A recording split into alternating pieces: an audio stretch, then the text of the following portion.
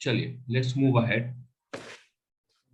See, there's a thing called as Wheatstone bridge, which we will be discussing in very detail in current electricity. ठीक है, यहाँ पे बस मैं आपको आइडिया देता हूँ.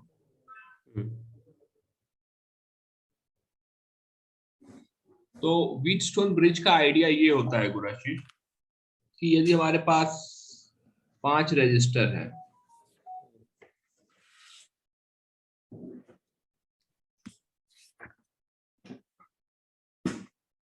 R1, R2, R3, R4, R5, और करंट इधर से आ रहा है, ऐसे जा रहा है, ऐसे निकल रहा है.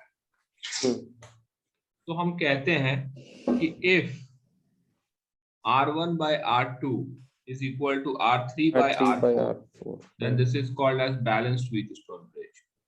Okay. Balanced Wheatstone bridge. In this scenario, यदि इसे A point कर दें, इसे B point कर दें, तो potential of A is equal to potential of B. So no current in R5. We can remove it. हम इसे हटा के फेंक भी सकते हैं, कोई दिक्कत नहीं है.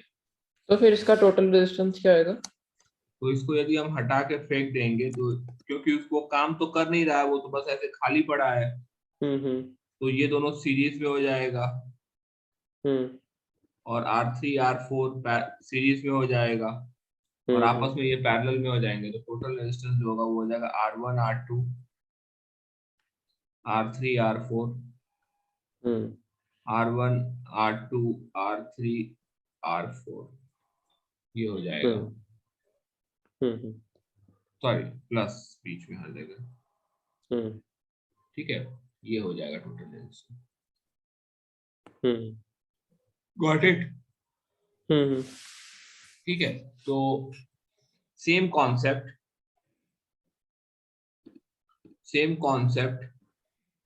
can be extended to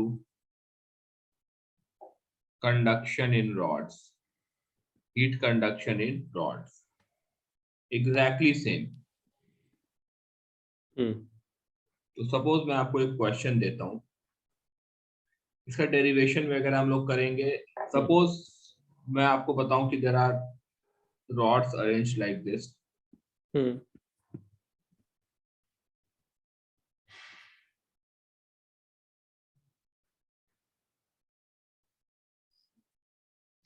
All the rods have, convenience के लिए, all the rods have same resistance. Find A, B, C. ठीक है, P, Q. Find temperature of A, B and C. ठीक है. Heat current in PA and AB and BC. Temperature 100 degree 0 degree Celsius दे रखा है. Resistance सबका R R R ये दे रखा है. So we can remove this. इसे यदि हमने रिमूव किया तो इक्विवेलेंट रेजिस्टेंस जो होगा इसका हो जाएगा 2R upon 4R. so this is R. So this is like, this is R and this is also R. तो ये 100 है, ये 0 है, तो डेफिनेटली ये 50 डिग्री सेल्सियस सही है आपका आंसर. ठीक है. और फिर उसके बाद ये हमारे पास 50 आ गया, तो इसके आगे का अब हमें देखना है. तो दिस इज लाइक इस तरह से है. तो दिस इज 100, 50 और 0, और ये दोनों भी बराबर बराबर है, तो सही कहा आपने, 25 हो जाएगा. Same amount because linearly fall कर रहा है, कल हमने डिस्कस किया था. ठीक है, तो ये नीचे वाला भी 25 हो जाएगा। So this A part you have solved it correctly. ठीक है, ठीक है। हीट करंट निकालना है सेकंड पार्ट में, find out the heat current. तो पीए में हीट करंट क्या हो जाएगा, टेम्परेचर आपने 50 निकाल लिया, तो 100 minus 50 upon R, 50 by R. A B और बी सी में हीट करंट सेम होगा, तो ए बी में जो हीट करंट हो जाएगा वो हो जाएगा 50 माइनस 25 बाय आर, उतना ही बीसी में भी होगा।